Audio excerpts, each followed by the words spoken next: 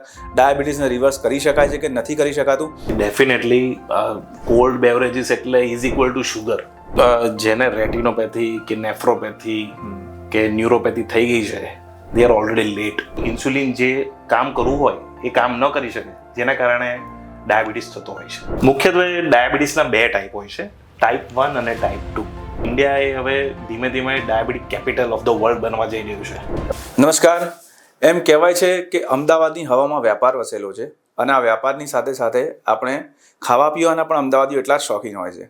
પણ આ ખાવા પીવાની સાથે સાથે આ વ્યાપારની સાથે સાથે આ રેસમાં બધા જ લાગી ગયા છે. પણ એની સાથે સાથે આપણે એક બહુ ઇમ્પોર્ટન્ટ વસ્તુ મિસ કરી જઈએ છીએ, અને જે આપણી હેલ્થનું ધ્યાન રાખવું, જેને કહેવાય આપણી લાઇફસ્ટાઈલને આપણે પ્રોપરલી મેનેજ નથી કરી શકતા. એ વસ્તુમાં આપણે હજી સુધી ઘણા કાચા છીએ.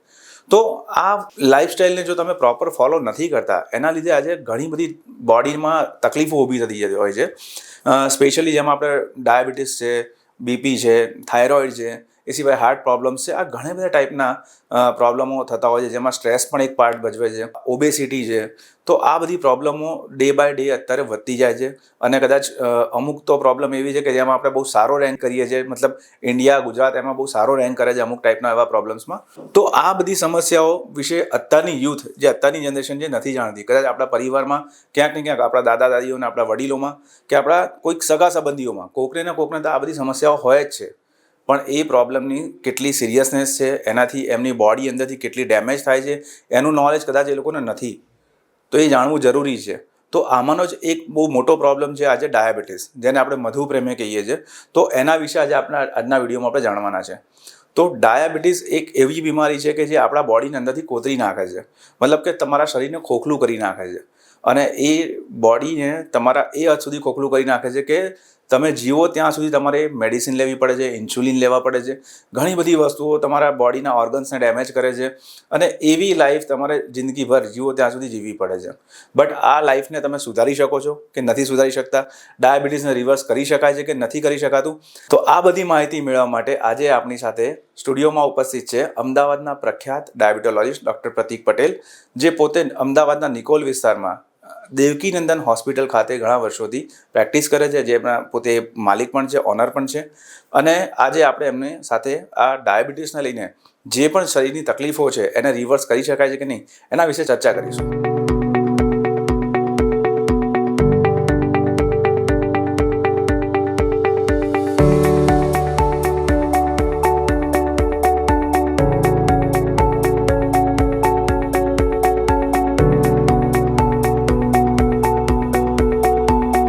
સો નમસ્કાર ડૉક્ટર પ્રતીક, આપનું સ્વાગત છે અમારા સ્ટુડિયોમાં આજે. સો આજનો પ્રોગ્રામ સ્ટાર્ટ કરતાં પહેલાં આપણી ઓડિયન્સને થોડુંક તમારા વિશે જાણી લઈએ અને તમારી કારકિર્દી વિશે જાણી લઈએ. તો જણાવશો કે આપણે કારકિર્દીની શરૂઆત ક્યાંથી કેવી રીતે કરી? નમસ્તે, thank you for inviting me ગૌરંગભાઈ. હું ડૉક્ટર પ્રતીક પટેલ છું. હું ફિઝિશિયન અને ઇન્ટેન્સિવિસ્ટ છું. મેં મારી સ્પેશિયાલિટી ક્રિટિકલ કેર મેડિસિનમાં કરી છે અને હું ફેલો ડાયાબિટોલોજીસ્ટ પણ છું. અને હાલ હું as a physician Devkinandan hospital Nikol ખાતે સેવા આપી રહ્યો છું. ગ્રેટ.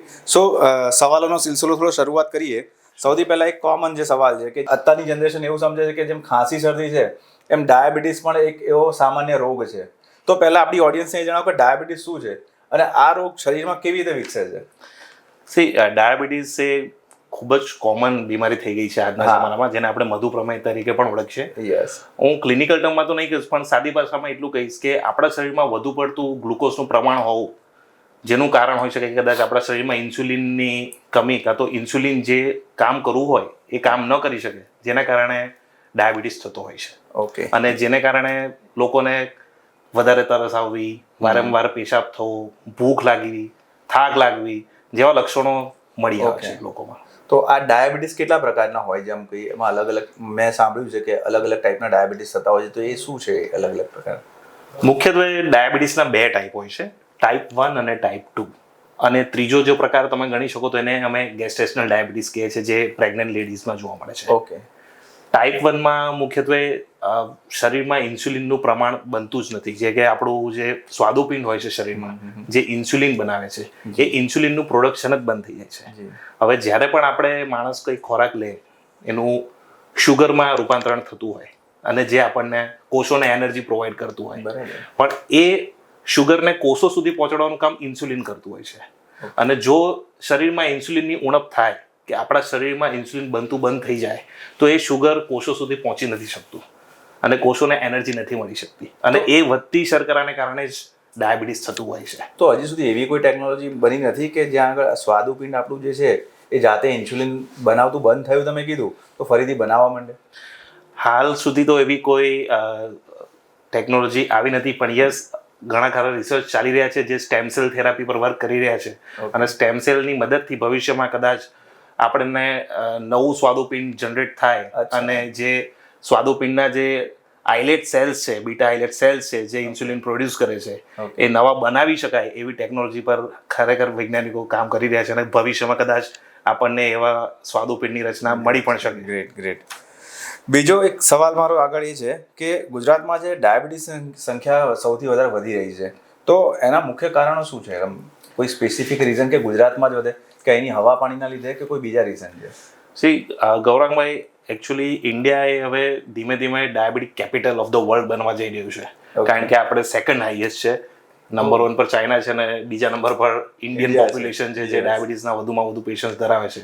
અને ખાસ કરીને ગુજરાતની જે પોપ્યુલેશન છે કદાચ 7-7.25 કરોડમાંથી 8% પોપ્યુલેશનને ડાયાબિટીસ છે. ICMR ના સર્વે પ્રમાણે અને 11% લોકોને પ્રી ડાયાબિટીક રેન્જમાં આવે છે જે ગમે ત્યારે ડાયાબિટીકમાં કન્વર્ટ થઈ શકે. એટલે ગુજરાત એક સમૃદ્ધ રાજ્ય છે અને મોસ્ટલી બધા અહીંયા વ્યવસાયના ધંધાકીય રીતે જોડાયેલા હોય છે અને આજની જે ટેકનોલોજીસ છે, ઇન્ટરનેટ છે, જેના માધ્યમથી બધાનું કાર્ય એટલું સરળ થઈ ગયું છે, બધા ફિંગર ટીપથી બધું કામ કરતા હોય છે. એટલે જે પહેલાના જમાનામાં જે લોકો શ્રમ કરતા હતા એટલો શ્રમ હવે રહ્યો નથી. અને બીજું આપણા ગુજરાતની એક ખાવા પીવાની પદ્ધતિ, તમે સમજો કે દાળમાં પણ બધા ગોળ નાખે. આખા દેશમાં જ્યાં પણ દાળ બને ગળપણ જોઈએ. એટલે એ ગળપણ કદાચ હવે આપણી એક જીવનશૈલીનો પાર્ટ બની ગયો છે અને જેના કારણે એક શુગર વધવાનું કારણ છે. અને બીજું લોકોનું લેક ઓફ એક્સરસાઇઝ, થોડી ખાનપાનમાં બેદરકારી, આ પણ મેઇન મુખ્ય કારણો હોય છે. તો આ ડાયાબિટીસ જે આટલો ઘાતક રોગ છે જેને કહી શકીએ છીએ આપણે કે જે અત્યારની જનરેશન કદાચ એને એટલી સિરિયસ નથી સમજતી, તો આને રિવર્સ કરી શકાય? એટલે મતલબ એ રિવર્સ પોસિબલ છે? આ ખૂબ જ સુંદર અને એકદમ કરંટ ક્વેશ્ચન છે અને આજના જમાનામાં ઘણા બધા લોકો છે જે ક્લેમ કરે છે કે અમે ડાયાબિટીસ મટાડી દઈશું. હવે તમે બેઝિકમાં જાઓ, ખરેખર ડાયાબિટીસને એક સમજવા જેવો રોગ છે. જો તમે એને સમજી જશો તો એનું નિરાકરણ ને એના ઉકેલ એની અંદર જ છુપાયેલા છે. ઓકે. ખાસ કરીને સપોઝ તમે જેમ પૂછ્યું, 2 પ્રકારના ડાયાબિટીસ છે. ટાઈપ 1માં સ્વાદુપિંડ ઇન્સ્યુલિન બનાવતું જ નથી અને ટાઈપ 2માં ઇન્સ્યુલિન તો બને છે પણ કોષો એનાથી એટલા સેન્સિટિવ રહેતા નથી. એટલે ઇન્સ્યુલિન જેટલું કાર્યરત થવું જોઈએ એટલું કાર્યરત થઈ નથી શકતું. એ રિલેટિવ ડેફિશિયન્સી થઈ જાય છે ઇન્સ્યુલિન. હવે સપોઝ મને ટાઈપ 1 ડાયાબિટીસ છે, મારા શરીરમાં ઇન્સ્યુલિન બનતું જ નથી, તો હું ગમે તે કરું શુગર મારો કંટ્રોલ થવાનું જ નથી. તો તમે આ કેસમાં ડાયાબિટીસ મટાડી જ નહીં શકો. તમારી પાસે ખાલી એક જ ઓપ્શન વધે છે, તમારે બહારથી એનાલોગ ઇન્સ્યુલિન લેવું પડે જેથી કરીને તમે એ શુગરને કંટ્રોલ કરી શકો. તો આ ટાઈપ 1 ડાયાબિટીસ તમે જે કીધો એમાં ઇન્સ્યુલિન બનતું નથી જેમ તમે કીધું સ્વાદુપિંડમાંથી, તો એવા લોકો ગળ્યું ખાઈ શકે કે ના ખાઈ શકે?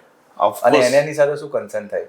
સી, ડાયાબિટીસ છે તો ગળ્યું ના જ ખાઈ શકાય, એ તો કોઈ સવાલ જ પેદા નથી થતો. કારણ કે જો ટાઈપ 1 ડાયાબિટીક ગળ્યું ખાય છે તો એનું શર્કરા લેવલ એટલી બધી વધી જશે કારણ કે કોષ તો એનું શુગર કન્ઝ્યુમ કરી નથી શકવાનું અને જ્યાં સુધી તમે ઇન્સ્યુલિન નહીં આપો ત્યાં સુધી એનું શુગર કંટ્રોલ કરવાનું પણ નથી.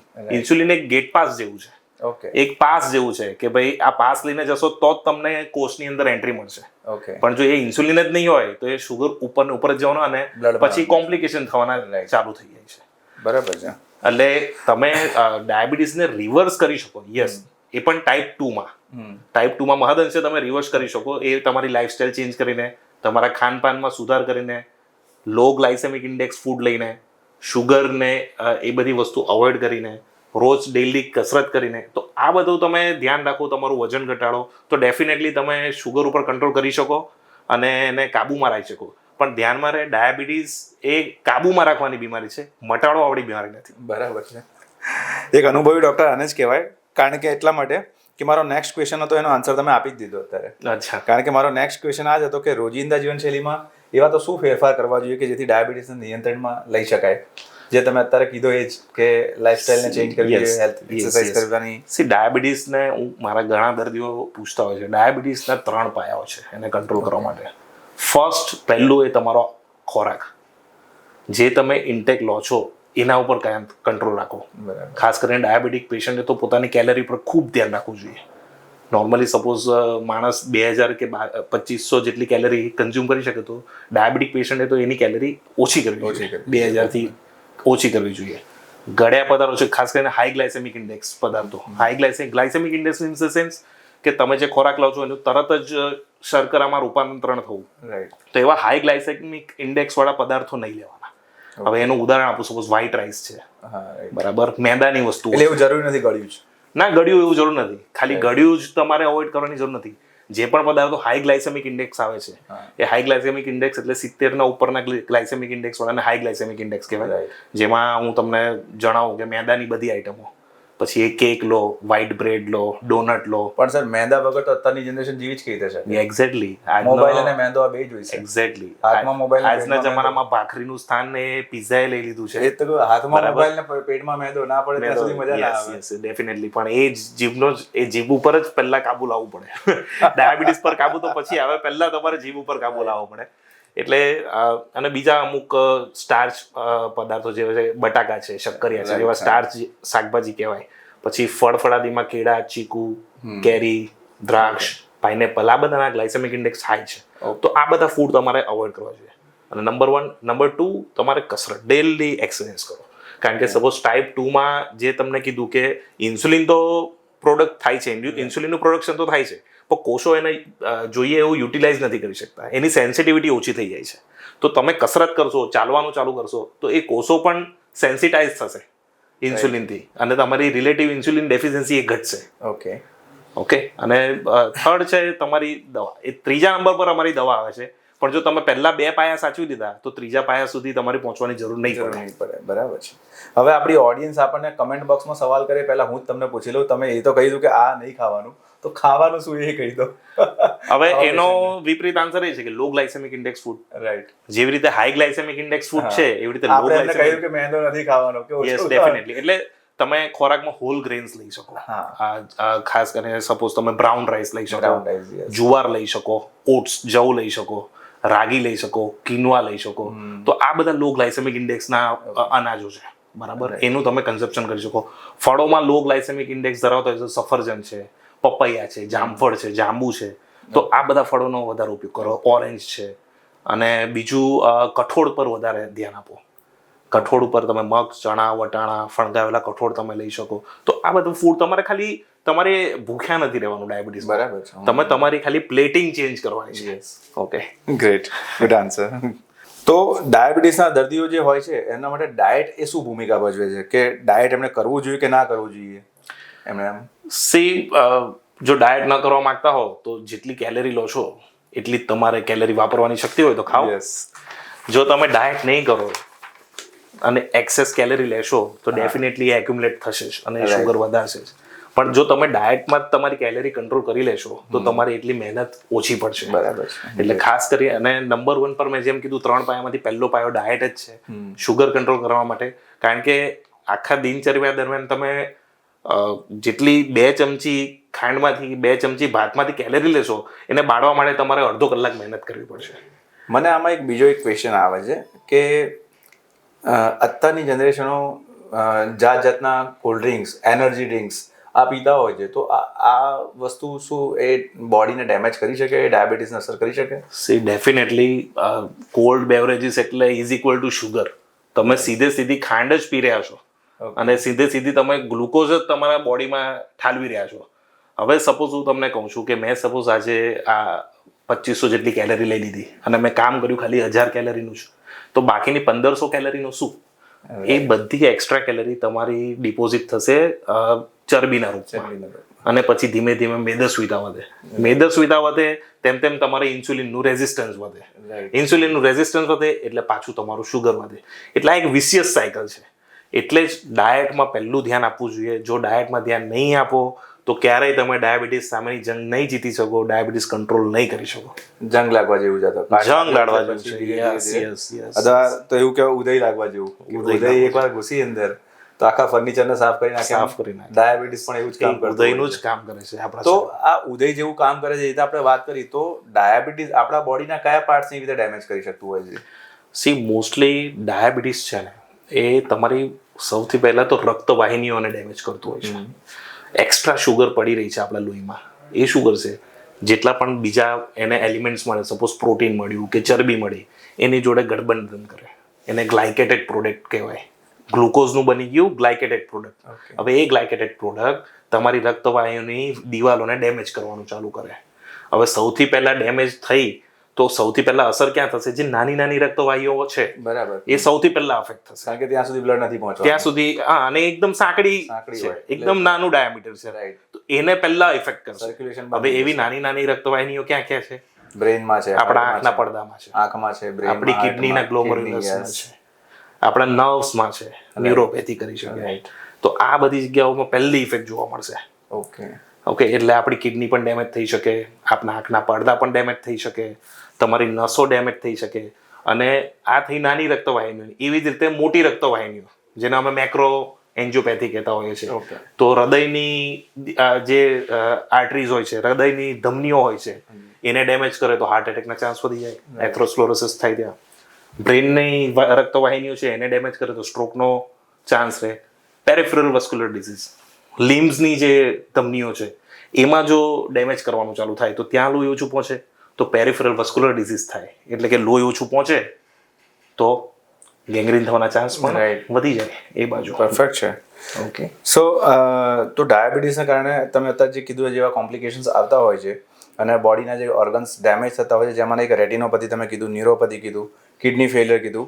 તો આ તો આપણે વાત કરી કે ફ્યુચરમાં હજી આપણે જેને ડાયાબિટીસ નથી એને કેમ આપણે શું કેર રાખવાની ડાયાબિટીસ ના થાય, પણ જેને ઓલરેડી એવા બધા પ્રોબ્લેમ્સ છે તો એના માટે શું સોલ્યુશન છે? સી જેને રેટિનોપેથી કે નેફ્રોપેથી કે ન્યુરોપેથી થઈ ગઈ છે, દે આર ઓલરેડી લેટ. કારણ કે આ એક એવા ડેમેજ છે જે ઇરરિવર્સિબલ ડેમેજ છે. તમે એને રિવર્સ નથી કરી શકતા, બેક ટુ નોર્મલ નથી લાવી શકતા. સપોઝ જો તમારી કદાચ કિડનીના 10% ગ્લોમેરુલસના ઇફેક્ટ પડી છે, એ ડેમેજ થયા છે, તો દેટ્સ ડન. અપસ્તાય કે આવે જબ ચીડિયા ચુગ ગઈ ખેત, આ એવું કામ છે.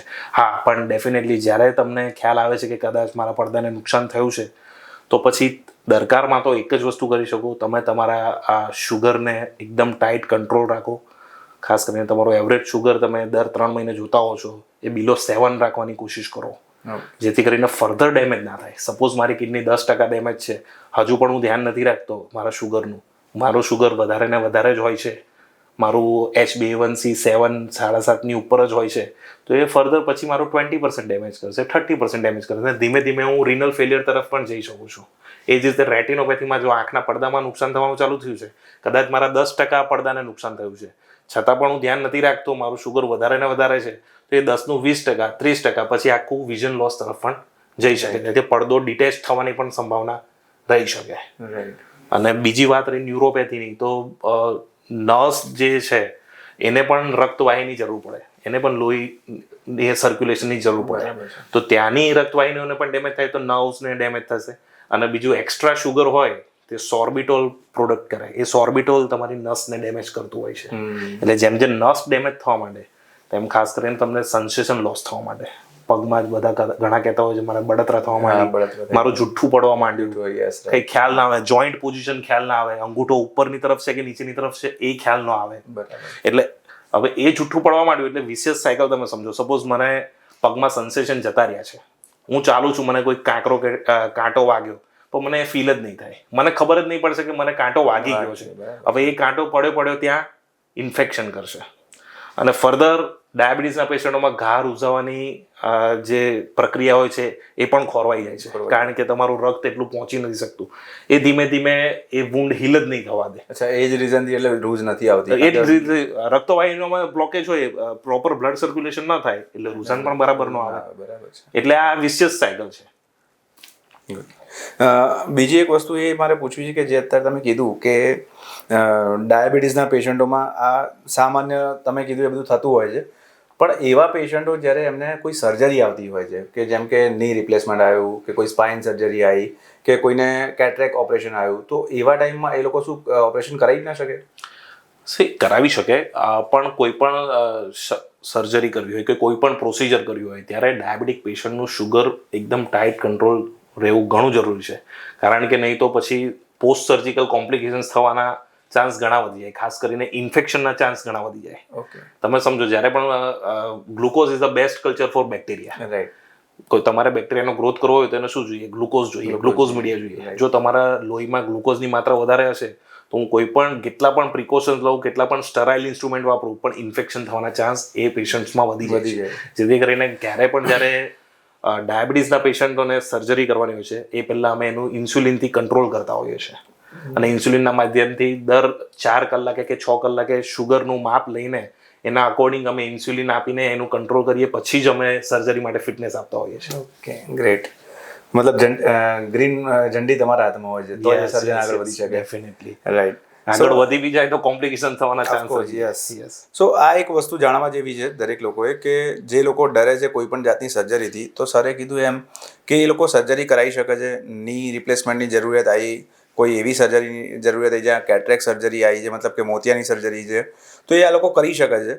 બટ તમે કોઈ આવા ડાયાબિટોલોજીસ્ટ પાસે જાઓ સારા કે જ્યાં આગળ તમને એ લોકો પ્રોપર ટ્રીટમેન્ટ આપે અને જ્યાં આગળ તમારા ડાયાબિટીસને કંટ્રોલ કરે અને એના પછી તમે એની સર્જરી કરાવી શકો છો. સો આ સિવાય પણ તમારા કોઈ ક્વેશ્ચન હોય તો સરને તમે નીચે આપેલા નંબર પર તમે ફોન કરીને પણ પૂછી શકો છો, એમની પર્સનલ અપોઇન્ટમેન્ટ પણ લઈ શકો છો. સર, હજી પણ મારા ક્વેશ્ચન પૂરા નથી થયા, થોડા ક્વેશ્ચન હજી પણ છે મારા, કે મેઇન આપણા આજની યુવા પેઢીઓ માટે કે આજકાલ યુવા પેઢીઓમાં અત્યારે તો એવું સાંભળવા મળે કે 6 મહિનાના બાળકને પણ ડાયાબિટીસ છે. યસ. બરાબર. તો આ પ્રકારના અત્યારે સિમ્ટોમ જોવા મળે છે કે જે જનરેશનને અત્યારની જનરેશનમાં કે જે 6 મહિનાનું બાળક જે છે ત્યાંથી જ ડાયાબિટીસ ચાલુ, તેને તો આખી પૂરી જિંદગી આગળ કાઢવાની છે. તો આ બધી વસ્તુને કઈ રીતે કંટ્રોલમાં લાવી શકાય? યંગ જનરેશનમાં એક તો હું એમ કહીશ કે સપોઝ તમે 6 મહિનાના બાળકની વાત કરી, એનું કારણ કદાચ હેરિડિટરી કે જીનેટિક પણ હોઈ શકે. સપોઝ મધરને પ્રેગ્નન્સી દરમિયાન ડાયાબિટીસ હોય, મતલબ એમને ધ્યાન નથી રાખ્યું, એને ધ્યાન ન રહ્યું હોય અને પછી બાળકમાં આવી શકે. કારણ કે કદાચ સપોઝ મધર ડાયાબિટીક થઈ ગઈ હોય પ્રેગ્નન્સી દરમિયાન અમુક હોર્મોનલ ચેન્જીસને કારણે. મતલબ ડાયાબિટીસ જો ડિલિવરી પહેલા પણ મતલબ એમને આ બધા ચેકઅપ કરાવવા જોઈએ, જરૂરી છે. ડેફિનેટલી. ગેસ્ટેશનલ ડાયાબિટીસના કેસીસ આજકાલ ઘણા વધી રહ્યા છે. મારી સાથે સંલગ્ન ગાયનેકોલોજીસ્ટ છે, મને રેફર કરતા હોય છે પ્રેગ્નન્ટ લેડીઓ. એમાંથી ઘણા ખરા લેડીઝને ડાયાબિટીસનો પ્રોબ્લેમ 3rd ટ્રાઇમેસ્ટર પછી ઉદ્ભવતો હોય છે અને એ બધા હોર્મોનલ ચેન્જીસને કારણે એમનું ઇન્સ્યુલિનનું રેઝિસ્ટન્સ વધવાને કારણે થાય છે. મને આ તમારી વાતથી મને એક વાત અત્યારે મગજમાં આવી. ઘણીવાર ઘણા લોકોના મોઢે મેં એવું સાંભળ્યું કે ડૉક્ટર અનનેસેસરી રિપોર્ટો કઢાવે છે, ક્યાં આની જરૂર છે. પણ એ ખરેખર એ તમારી વાત 100% અત્યારે મને સાચી લાગે છે કે અમુક રિપોર્ટો કઢાવવા જરૂરી કેમ હોય છે. એ પ્રિકોશન્સ છે એક ટાઈપના, કે એ રિપોર્ટો કરાવ્યા વગર આગળની પ્રોસિજર કરવી થોડીક ડેન્જરસ થઈ શકે છે. તો એમની સેફટી માટે તમે આ રિપોર્ટ્સ બધા કરાવતા હો છો? Definitely. Screening is must. Screening વગર મને ખ્યાલ જ નહીં આવે. કારણ કે ગેસ્ટેશનલ ડાયાબિટીસ છે, જેવું પ્રેગ્નન્ટ વુમનમાં એ પ્રેગ્નન્સી પહેલા ડાયાબિટીસ નથી હોતી, પણ એને પ્રેગ્નન્સી દરમિયાન જ એ ડાયાબિટીસ ઉદ્ભવે છે. ખાસ કરીને એને જ્યારે 13મો કે 14મું વીક ચાલુ થાય એની પ્રેગ્નન્સીનું, ત્યારે ઇન્સ્યુલિન રેઝિસ્ટન્સના ચાન્સ વધવા માંડે છે. કારણ કે એક્સરસાઇઝ બહુ લેસ હોય છે. યસ, એક્સરસાઇઝ અને બીજું હોર્મોનલ ચેન્જીસ, એમનું વેટ ગેઇન થતું હોય, ઘણા બધા ફેક્ટર્સ હોય. રાઈટ. તો આજકાલના જે યુવા પેઢી છે, તો તમે એમને કોઈ એવો મેસેજ આપવા માંગશો કે જેથી આ ડાયાબિટીસનો જે તમે રેન્ક કીધો આપણો, એ રેન્કને આપણે આગળની પેઢીને ડાઉન કરી શકે? તમે જેમ કીધું કે યંગ જનરેશન્સમાં કેસ ઘણા વધી રહ્યા છે, that is true because of the lifestyle. આજકાલ એટલી સ્ટ્રેસફુલ અને એટલી કોમ્પિટિટિવ લાઈફસ્ટાઈલ થઈ ગઈ છે, લોકોને ખાવા પીવાનો ટાઈમ નથી રહેતો. પહેલા જેટલો શ્રમ પડતો હતો, આજના જમાનામાં બધું મોબાઈલ ઇન્ટરનેટથી થઈ જતું, ઓન ફિંગર ટિપ્સ બધું થઈ જતું, એટલું પહેલા જેવો શ્રમ નથી રહેતો. અને બીજું બેડ હેબિટ્સ, સ્મોકિંગ કરો, આલ્કોહોલ છે, પ્લસ તમારે ઓવર ઇટિંગ છે કે ચાલો મેં સાંજે ડિનર પણ લઈ લીધું, સાંજે પાછો ફ્રેન્ડ આવે, ચાલો પાછા આપણે કંઈક ખાઈ આવીએ. તો આ બધું જે ખાનપાનમાં તમારું બેદરકારી છે, તમારી લેક ઓફ એક્સરસાઇઝ છે, આજકાલ કસરત બધી ઓછી થઈ ગઈ છે, તો આ બધા પરિબળો ભેગા મળીને તમને ડાયાબિટીસ તરફ ધકેલી રહ્યા છે આ બધા પરિબળો. એટલે હું યંગ જનરેશનની એક જ વસ્તુ કહીશ કે આપણી બોડી એ ગોડ ગિફ્ટેડ વસ્તુ છે, એ એકદમ અનમોલ છે. એને જાળવવું એ આપણા હાથમાં છે. એના માટે તમે કોઈને બ્લેમ પણ નહીં કરી શકો અને કોઈને તમે કારણ પણ નહીં દર્શાવી શકો. જે પણ બોડીની કેર કરવાની છે આપણે પોતાની આપણી તરફથી જ કરવાની છે. એટલે આપણી બોડીને સારું એવું સાચવીએ. જો ડાયાબિટીસના ચક્રવ્યૂહમાં ફસાઈ ગયા તો એ ડાયાબિટીસ જિંદગીભર તમારો ભાઈબંધ બનીને રહેશે. એ તમને પછી જિંદગીભર છોડવાનો નથી. એને પછી તમે કાબુમાં જ કરી શકવાના છો, એને મટાડી શકવાના નથી. એટલે ડાયાબિટીસમાં ધકેલાતા પહેલાં તમારા શરીરની કાળજી રાખો, ખોરાકમાં ધ્યાન આપો, ડેલી એક્સરસાઇઝ કરો અને સ્ટ્રેસ બને એટલો ઓછો લો. ગ્રેટ. સર, આજના ઇન્ટરવ્યૂમાં તમે ઘણા બધા એવા ફેક્ટ્સ કીધા છે અને કદાચ આપણી આ જો યુવા પેઢીઓ જે છે આ વિડીયો જોતા હશે તો એમને આ વસ્તુનો આઈડિયા આવી જશે કે ડાયાબિટીસ એક ચક્રવ્યૂહ જેવું છે કે જો તમે એમાં ફસાયા તો ક્યારેય એમાંથી નીકળી નહીં શકો અને ઘણી બધી બીમારીઓ 1 by 1 એક તમારા બોડીમાં એન્ટર થતી જશે. તો એ બેટર છે કે અત્યારથી તમે એના પ્રિકોશન્સ કરી શકો છો કે તમારી ફૂડ હેબિટ્સને ચેન્જ કરો, તમારી લાઇફસ્ટાઈલને ચેન્જ કરો, તમારી ઊંઘવાની જે હેબિટ્સ છે, ડેલી જે રેસ્ટ લેવાની હેબિટ છે એ જરૂરી છે. ફૂડમાં તમે કઈ ટાઈપનું ફૂડ લો છો એ પણ ઇમ્પોર્ટન્ટ છે, કેટલી માત્રામાં લો છો, કયા સમયે લો છો, આ બધી વસ્તુઓ જરૂરી છે. તો સરે આજે જે આપણને ઇન્ફોર્મેશન આપી છે કદાચ ઘણા લોકોની લાઈફ ચેન્જ કરી શકે એવી આ ઇન્ફોર્મેશન હતી. સો sir, thank you very much sir કે આજે તમે આયા ને આ સરસ ઇન્ફોર્મેશન અમને બધાને શેર કરી. અને ઘણા લોકોના હજી મને એવું લાગે કદાચ કોઈ ક્વેશ્ચન હોય તો તમને અપોઇન્ટમેન્ટ દરમિયાન રૂબરૂ મળી શકે છે. ડેફિનેટલી. યસ. તો સરને જો અપોઇન્ટમેન્ટ લેવી હોય તો આપણે નંબર એમની પાસેથી લઈને આપણે અહીંયા આગળ સ્ક્રીન ઉપર મૂકી દઈશું. તો તમે એ નંબર પર એમને કોન્ટેક્ટ કરી શકો છો અને રૂબરૂ મુલાકાત પણ લઈ શકો છો એમની સાથે. પર્સનલી સર મળીને તમને તમારી જે પણ આગળની ક્વેરી હશે એને સોલ્યુશન આપશે તમને. Thank you very much sir. Thank you.